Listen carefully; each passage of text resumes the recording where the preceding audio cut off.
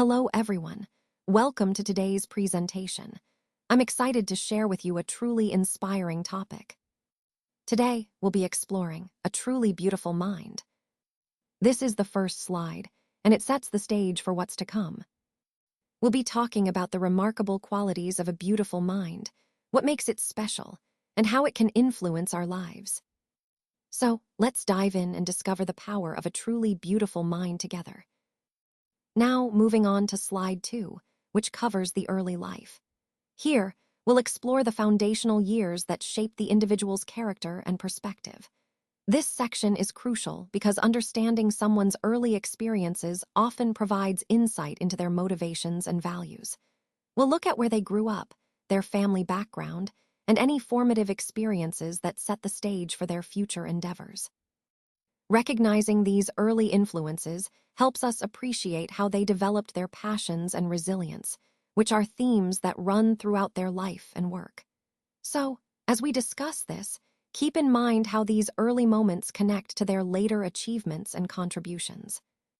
Today, I want to introduce you to the fascinating life story of one of the most outstanding scientific personalities in history, Albert Einstein. This narrative takes us from his very birth to his passing, giving us a comprehensive view of his remarkable journey.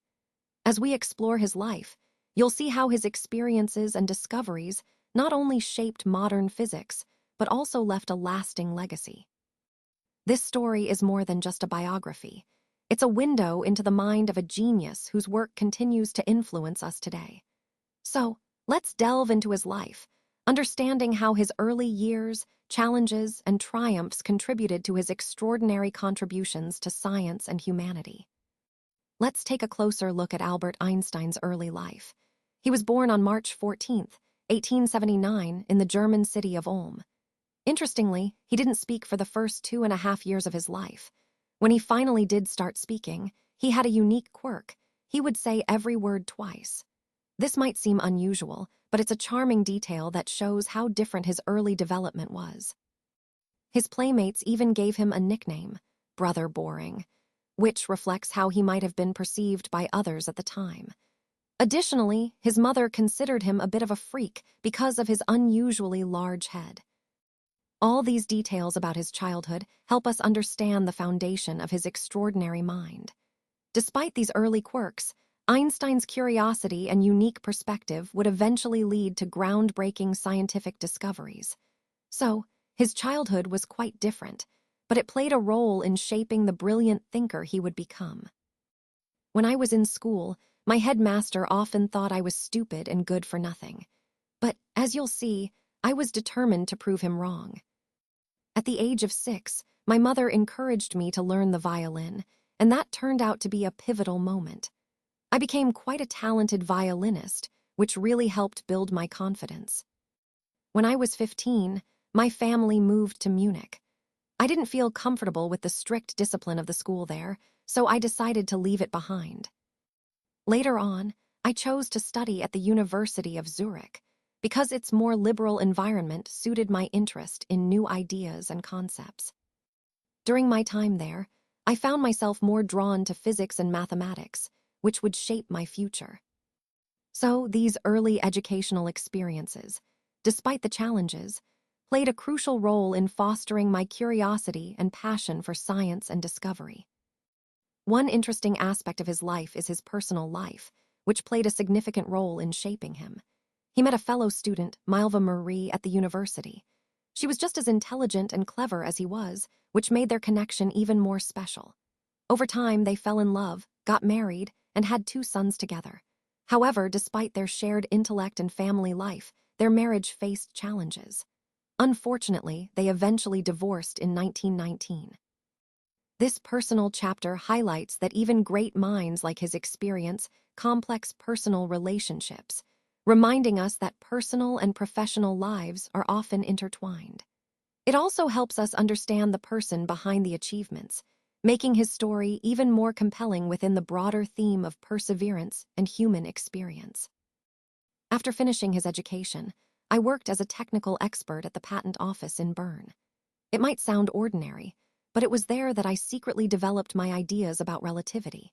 In 1915, I published my paper on the special theory of relativity, which introduced groundbreaking concepts about how motion and time are interconnected. That same year, I also presented the famous equation E equals mc squared, showing the relationship between energy and mass. Later that year, I published my work on the general theory of relativity, which completely changed how we understand gravity. It's no longer just a force but the curvature of spacetime itself.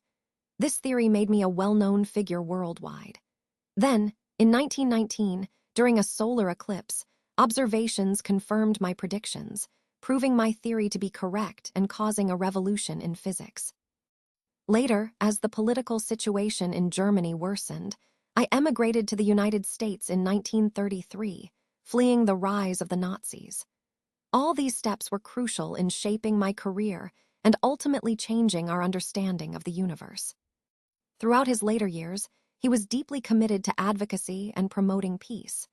He was very clear that he did not want his scientific findings to be used for destruction. When Germany discovered nuclear fission in 1938, he was quick to warn the world. In fact, he was the first to write directly to the American president, expressing concerns about the potential dangers of atomic bombs. He believed that such powerful technology should be handled responsibly. Then, in 1945, after the atomic bombs were dropped on Nagasaki and Hiroshima, he was profoundly hurt. He didn't see this as progress, but as devastation. That pain motivated him to take action. He reached out to the United Nations, urging for the creation of a world government that could prevent such tragedies from happening again. In his later days, he dedicated himself to politics, advocating for world peace and democracy. He believed that global cooperation was essential to prevent future conflicts. Sadly, he passed away in 1955 at the age of 76, leaving behind a legacy not only of scientific discovery, but also of moral responsibility and peace activism. Now, let's reflect on some key questions that can help deepen our understanding of Einstein's life and legacy. First, do you remember which remarkable incident happened in Einstein's life in 1921? That year was significant because it was when he was awarded the Nobel Prize in Physics, specifically for his work on the photoelectric effect, which was a major breakthrough in quantum theory. Next, have you ever wondered what Einstein called his desk drawer at the patent office and why? He humorously referred to it as his closet for ideas, because even while working in a mundane job, he was constantly thinking about new scientific concepts and theories. This shows how his curiosity and creativity never took a backseat. Moving on, why did Einstein play with himself during his childhood? It turns out, he was quite a curious and imaginative child, often lost in thought and exploring the world around him in unconventional ways. This playful behavior was part of his natural curiosity that eventually fueled his scientific discoveries. Now, consider how Einstein reacted to the bombing of Hiroshima and Nagasaki. His response was one of deep concern and reflection on the devastating power of nuclear weapons, which he helped to bring into the world. It highlights his complex relationship with scientific progress and its moral implications. Speaking of science, what is Einstein's special theory of relativity? It's the groundbreaking idea that the laws of physics are the same for all non-accelerating observers, and that the speed of light is constant regardless of motion. This theory revolutionized our understanding of space, time, and energy. Lastly, why does the world remember Einstein as a world citizen? Because he wasn't just a scientist confined to his laboratory. He actively promoted peace, civil rights, and global cooperation. His humanitarian efforts and his belief in a unified world truly embody the spirit of a true world citizen. These questions encourage us to think not just about Einstein's scientific genius, but also about his moral and philosophical outlook, elements that continue to inspire us today.